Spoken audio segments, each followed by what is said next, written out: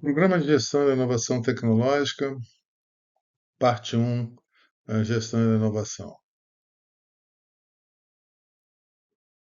Nessa parte, nós vamos começar falando da gestão da inovação do ponto de vista da administração, e um dos que eu gosto de chamar de guru, esse senhor aí da foto, Peter Drucker, Peter Ferdinand Drucker, disse uma vez que toda inovação necessita de uma competência essencial, que é a inovação. Na verdade, ele estava fazendo uma brincadeira com o conceito de competência essencial, que é uma coisa que diferencia empresas dentro de uma área competitiva, e determinada empresa ganha uma determinada competência especial, essencial, perdão, quando ela se diferencia. Por exemplo, nos automóveis, BMW é a dirigibilidade, a Mercedes, o luxo, o conforto, a Volvo, a segurança, isso é a competência essencial de cada um desses. No caso, ele falava que toda empresa tinha que ter uma competência essencial, ou seja, inovação. Todo mundo precisa ter inovação. Ele era um frasista de primeira ordem, a lá Winston Churchill, e tem livros e livros sobre as frases de Peter Drucker. E algumas delas eu vou voltar durante esse curso. Então, observe aqui uma questão que eu vou comentar mais tarde sobre o sinônimo, né, um dos sinônimos possíveis para a inovação, que é a adaptação. Essa frase, essa máxima aqui de adapte-se ou morra. Ou você se adapta às novas condições que o mercado, que o ambiente impõe, ou simplesmente vai perecer. Então, a gente vê aqui do lado esquerdo empresas que no Brasil eram famosas pela liderança. Aqui a propósito, bem no canto esquerdo, eu vejo aqui o logo da Incol. Na verdade, eu moro num edifício que foi iniciado pela Incol, parado pela metade, os moradores iniciais terminaram a construção. VASP, Varig, Bamerindos, Mesbla, enfim, todas as empresas que eram líderes e que de repente deixaram de existir porque não conseguiram se adaptar aos novos tempos. E aqui empresas que obviamente não estão livres de morrer, mas que vão se adaptando muito bem, obrigado, porque conseguem inovar.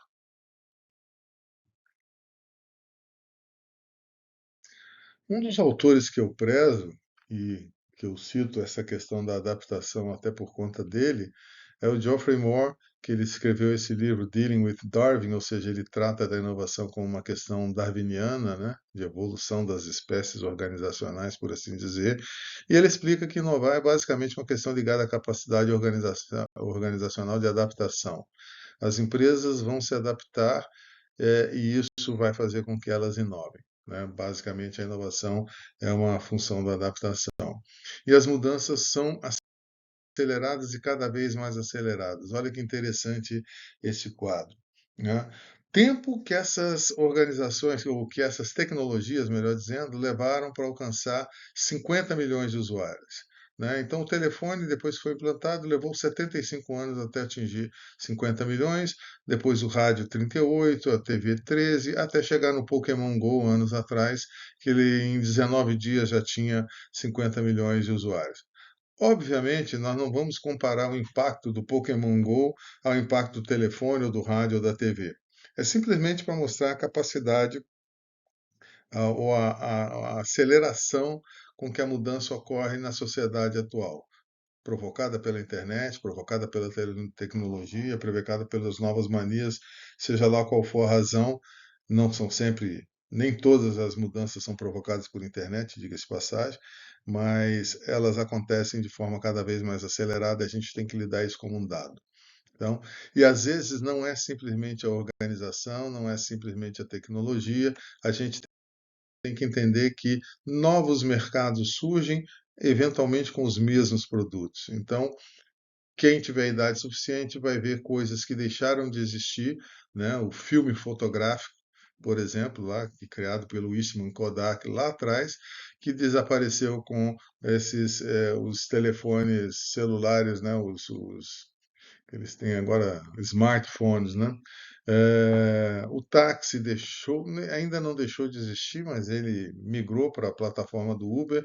Quem vive aqui na região de São José dos Campos, ou Campinas ou São Paulo já deve ter tomado contato com uma empresa chamada Bip Bip de carros elétricos. Eu uso bastante. Eu pego o carro aqui na rua de São José, vou até o aeroporto de Guarulhos, estaciono lá na área VIP, não pago nada por isso, além do carro propriamente dito, e não pago, entre aspas, combustível, porque eu pego o carro com a bateria carregada, entrego ele descarregado, o tanto que eu usar, e pago somente o preço do uso e o preço do pedágio. E é bem mais barato do que o Uber, e se eu tiver com 3 pessoas a bordo, é mais barato que o ônibus. Então, enfim, os produtos são os mesmos, é transporte pessoal, mas os mercados vão mudando. Então a gente vai vendo. Antigamente, você ia para o pegava um jornal para olhar os classificados para encontrar um carro novo ou alguma coisa que você quisesse comprar. Hoje você tem o LX, Mercado Livre, Web Motors e assim vai, né? Na década de 1990, o exército americano criou um termo chamado VUCA, né, de volatilidade, incerteza, para Wood, uncertainty, complexidade e ambiguidade, para descrever o mundo que eles estavam começando a lidar em termos de táticos e estratégicos na área de atuação deles. E eu apelidei isso aí de MUVUCA, né, porque o mundo VUCA provoca essas questões que estão em amarelo nesse slide. Ou seja, a volatilidade ela provoca turbulência e mudança, nós vamos falar de mudança lá na frente. A incerteza nos apresenta uma série de rotas não mapeadas, né, com o caminho do desconhecido, aquela incerteza que está lá na interrogação, também vamos voltar a falar sobre ela. A complexidade ela é oriunda de múltiplas variáveis. Eu vou falar um pouco de complexidade daqui a pouco, não confundir complexidade com dificuldade. Normalmente o que é complexo é difícil, mas não necessariamente. E por fim, ambiguidade, porque essas mudanças e essas novas formas de ver as mesmas coisas provocam múltiplas perspectivas. Então, o que a gente antigamente tinha como uma certeza, uma verdade única, hoje em dia ela pode ter outras verdades embutidas. E é interessante ver, ler e aprender sobre inovação, que a gente vai ver diferentes formas de falar sobre a mesma inovação. Então, por exemplo, isso aqui é um exemplo muito simplório, muito sintético da literatura de inovação. Isso aqui são livros que eu particularmente tenho na minha estante, tá? São livros que eu tenho, que eu já li, e cada um fala sobre inovação de uma perspectiva diferente. Aqui eu tenho o professor Deschamps falando sobre inovação sob a ótica de governança. Onde que a inovação deveria cair dentro de uma organização? A qual o departamento que ela pertence? Aqui ela é vista sob o ponto de vista de estratégia, que até esse título é um pouco misleading, né? Ele induz ao erro porque não é uma estratégia em si, é uma tática, mas isso é outro um detalhe para outro dia. Aqui modelos e estratégia de inovação. Aqui o livro que eu comentei, né, o Innovation Dilemmas, e depois o livro que sucedeu, o Innovator Solution, do Clayton Christensen. Enfim, aqui a inovação como uma forma de adaptação. Esse livro aqui, que é muito interessante, ele foi praticamente feito a cópia e semelhança, né, imagem e semelhança pelo Charles Fine. Eu tive aula com esse cidadão aqui, eu tive aula com esse cara, com o Jean-Philippe Deschamps, com o Charles Fine e com o Bill Fisher, desse Virtuoso Teams. Aqui é sob a ótica dos talentos, do RH, no curso que eu fiz na Sloan. O Charles Fine, ele escreveu esse livro adotando a mesma lógica que está no livro do Christensen. O problema é que o Christensen publicou um pouco tempo antes e aí ganhou a fama maior. Não que o Charles Fine não tenha um mérito absurdo, mas o Clayton Christensen ficou bastante famoso pelo livro dele e eu vou mencionar mais sobre o livro dele. Aqui algumas coletâneas na HBS, na Harvard Business Review, aqui também. Enfim, por que eu mostro esse slide aqui e reflito sobre ele? Porque dependendo, não existe uma universidade, um curso de uma faculdade, uma graduação em inovação. As pessoas que escreveram, todos esses autores que escreveram inovação, eles são pessoas com diferentes backgrounds. Então, um vai falar sobre o ponto de vista organizacional, o outro vai falar sobre do ponto de vista de talento, o outro sobre o ponto de vista de tecnologia, outro sobre o ponto de vista de evolução, e cada um vai explicar o mesmo tema, inovação, sob diferentes óticas. O que me traz a figura da roleta. Se alguém entra num cassino e pergunta, né, incautamente, o que é aquele jogo? O que é esse tal da roleta do cassino? Alguém vai falar assim: ah, esse é um jogo onde o cidadão faz uma aposta e tem duas categorias, basicamente. Na verdade, tem três, mas vamos simplificar. Tem duas categorias. Existem os números pretos e os números vermelhos. Né? Então, se você jogar uma ficha e acertar aonde na cor que você escolheu, você leva outra ficha, ou seja, dobra a sua aposta. A terceira opção é cair na Casa Verde, que é da banca. Né? Então, ou seja, a banca tem um pouquinho mais de 50% de chance, porque menos da metade dos números são vermelhos, menos da metade dos números são pretos. Algum outro autor, sob roleta, né, vai explicar: não, não, não, não, não é nada disso. Metade dos números são ímpares e a outra metade dos números é par. A metade dos números são ímpar, foi mal. A metade dos números é ímpar, a metade dos números é par. E aí vai vir um terceiro autor e vai falar: não, olha só, são 36 números. A metade deles é pequena, até 18, e a outra metade é grande, de 19 a 36. Todos os três autores sobre roleta estão falando a verdade, cada um está vendo uma ótica diferente sobre o mesmo assunto, roleta, ou seja, todo mundo já entendeu onde eu quero chegar. Todos os autores escrevem sobre inovação, estão falando a coisa certa sobre inovação, mas dependendo de diferentes óticas. Então, isso me levou a observar uma coisa que era comum a todos aqueles livros sobre inovação. A inovação, ela parte de uma ideia, ou seja, toda inovação que for criada, ela surge, opa, ela surge de uma ideia, ok? E aí, mas nem toda ideia vai virar inovação, porque para que a ideia se torne uma inovação, ela tem que trazer algo de novo. Não necessariamente algo inédito, mas algo novo. Ela tem que trazer, agregar valor, ou seja, algo novo, uma forma nova de fazer algo, que agregue valor, que traga alguma vantagem em se fazer daquela forma.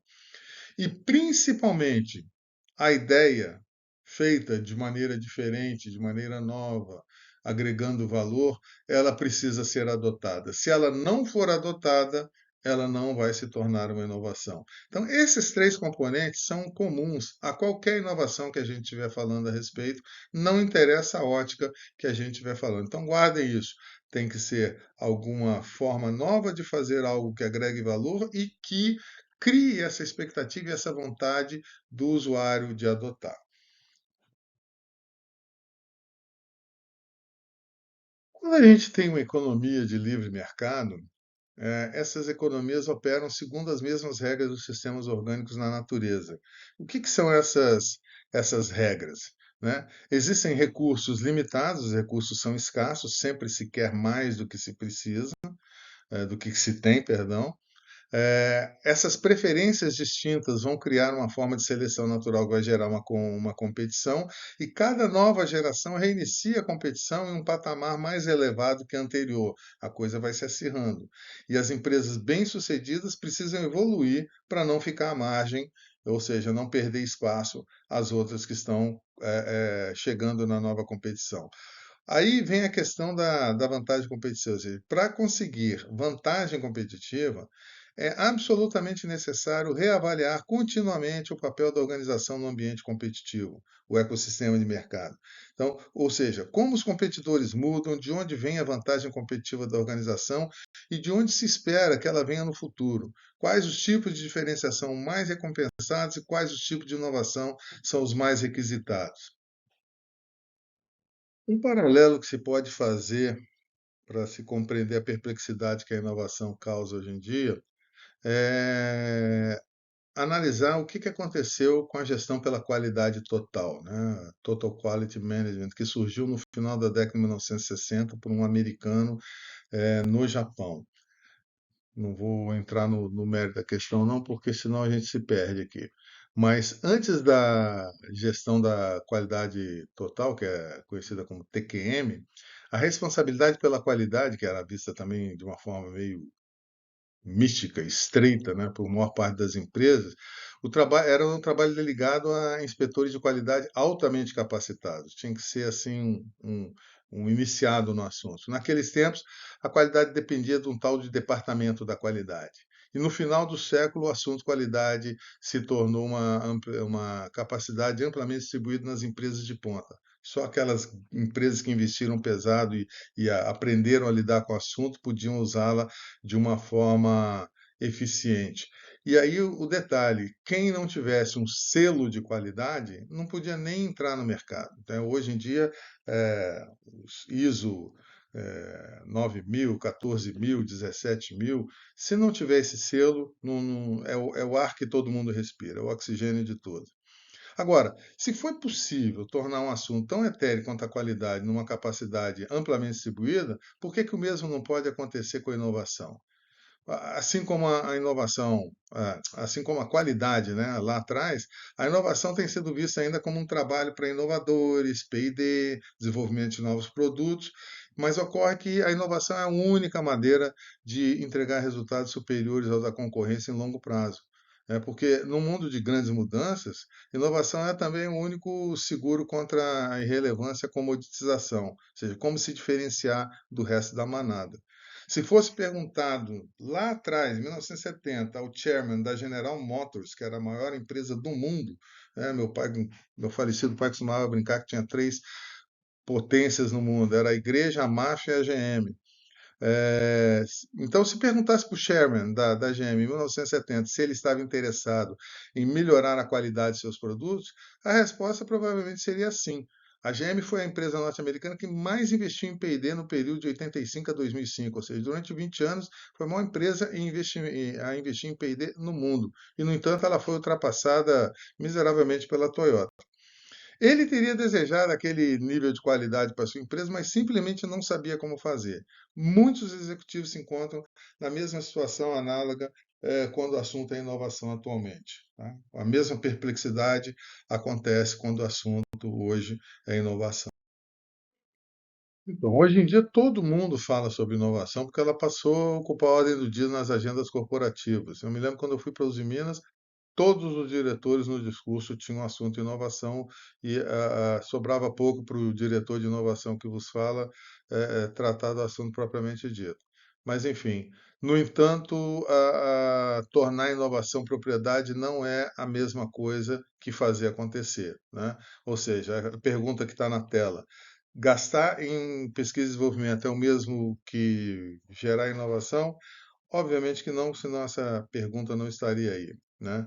Um grande desafio para a maior parte das organizações está em produzir um fluxo constante de inovações que se compõe ao longo do tempo para iniciar uma vantagem competitiva que realmente seja perceptível, que vale a pena.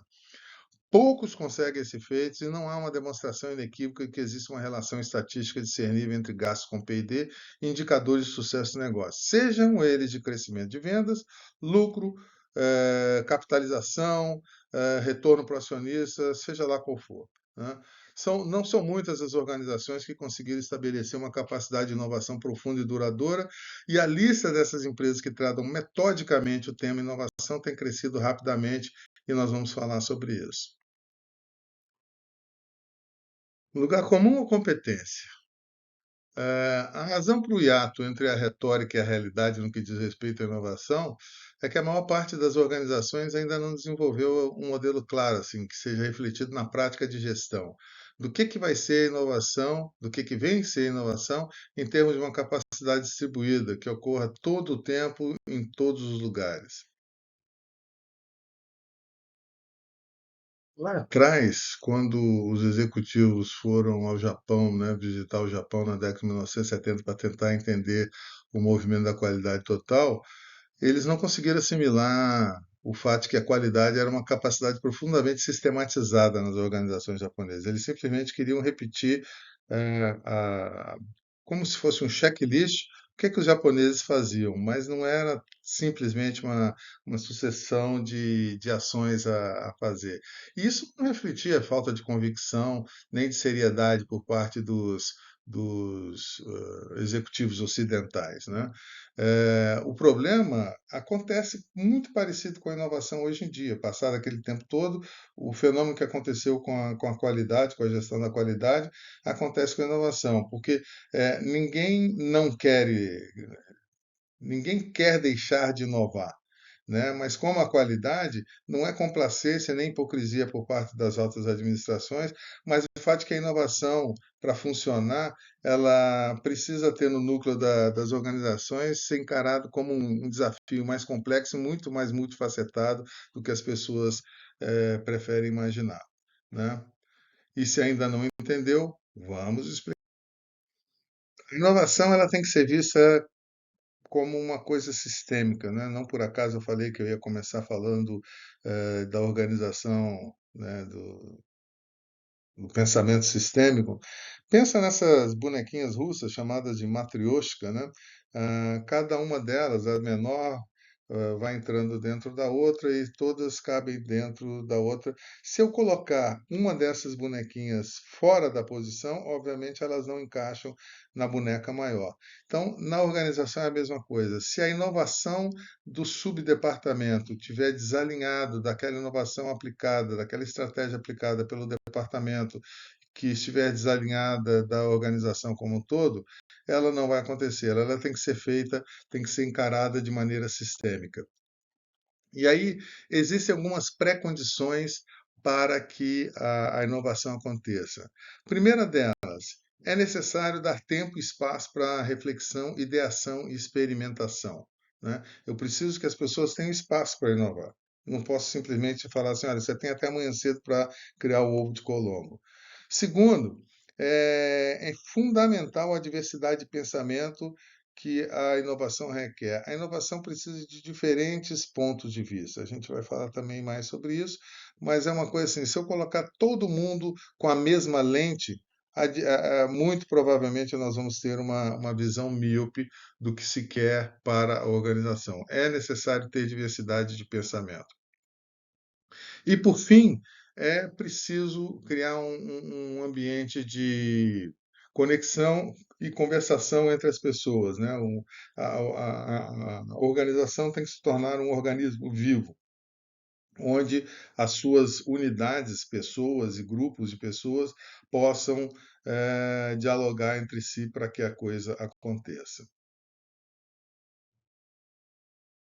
E aí são quatro as lentes da inovação. A primeira delas é desafiar ortodoxias, ou seja, o que é uma ortodoxia? São aquelas que são ortodoxias, são as convenções profundamente arraigadas e amplamente compartilhadas sobre o que impulsiona o sucesso de um dado ramo de negócio. Ou seja, a pessoa chega lá, pô, mas vamos fazer isso de maneira diferente. Não dá porque sempre foi feito assim. Isso é uma ortodoxia. É preciso desafiar. Obviamente, é, desafiar ortodoxias requer um pouco de coragem e conhecimento de causa, porque senão você vai bater, dar murro em ponta de faca. É necessário também aproveitar as descontinuidades, que constituem um padrão de tendências que tem o potencial de mudar dramaticamente as regras competitivas ou as estruturas do ramo de negócio, abrindo novas oportunidades. Ou seja, aquelas rupturas ao status quo, né? Existe alguma coisa que era assim, de repente algo acontece e muda tudo. Um exemplo recente, a pandemia, né? Essa aula aqui que eu estou colocando online, ela não tinha muita razão de ser antes, de repente virou a única coisa que se podia ter durante a pandemia. Agora a gente tem modelos híbridos, onde eventualmente as reuniões acontecem presencialmente ou remotamente, ou de forma híbrida, os dois, parte dos elementos na mesma sala, parte pela internet. Então, essas descontinuidades, se aproveitadas, geram novas oportunidades de negócio. Alavancar competências, né? Como eu mencionava na frase do Peter Drucker, competência essencial é um raro conjunto de habilidades, conhecimentos e experiência capaz de entregar benefícios e diferenciação competitiva aos clientes. Ou seja, eu preciso entender quais são aquelas competências essenciais desenvolvidas pela organização na qual eu trabalho e alavancar elas para que aquilo seja capaz de gerar vantagem competitiva. E por fim, a quarta e última lente de inovação é compreender as necessidades, mas a necessidade do cliente e não da organização em prover ao cliente. Essa diferenciação é bastante importante. O que são essas necessidades? É a visão não articulada do cliente, ou seja, uma necessidade não atendida ou frustração que pode servir de base para uma oportunidade de negócio. Com isso, nós vamos passar agora a falar sobre a questão da adaptação, a visão sistêmica, para entender um pouquinho de o que é adaptação de uma maneira bem ampla, de uma maneira bem pano de fundo, antes de falar de inovação propriamente dita.